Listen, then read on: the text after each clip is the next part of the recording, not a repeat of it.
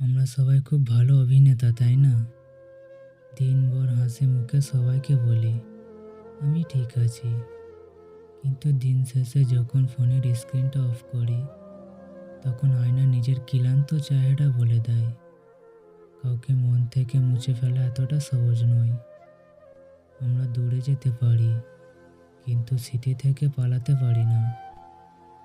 একটা মানুষের সবচেয়ে বড় জয় জানেন কোথায়? যখন সে কারো ভালোবাসায় নিজেকে তিলে তিলে বদলে ফেলে। যেই ছেলেটা একসময় নিজেকে ঘৃণা করত, আজ সেই ছেলেটা কারোর মায়ায় বাঁচতে ভালোবাসে। ভালোবাসা হয়তো সবাইকে পাওয়া যায় না, কিন্তু ভালোবাসা নিজেকে নতুন করে চিনতে শেখায়। আর এই মায়াটা আমাদেরকে বাঁচিয়ে রাখে। এবং সব ভালোবাসা পূর্ণতা পায় না, আর সব পূর্ণতার পাওয়ার গল্পে ভালোবাসা থাকে না।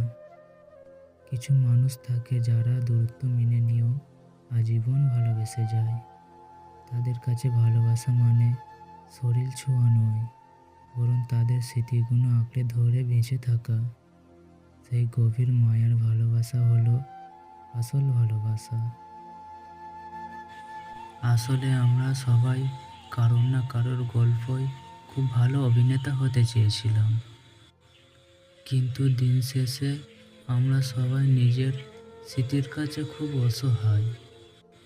আচ্ছা, আপনারও জীবনে কি এমন কোনো না পাওয়া মায়া আছে যাদেরকে আপনি ভুলতে পারেন না? তাদের নামের প্রথম অক্ষরটা কি আমার কমেন্টে জানাবেন। আপনারা ভালো থাকেন, ভালোবাসার মায়ায় থাকেন। আমার ভিডিও দেখার জন্য আপনাদেরকে অনেক ধন্যবাদ। আমার পরবর্তী ভিডিও দেখার জন্য আমার চ্যানেলটা সাবস্ক্রাইবার করে রাখেন। ধন্যবাদ।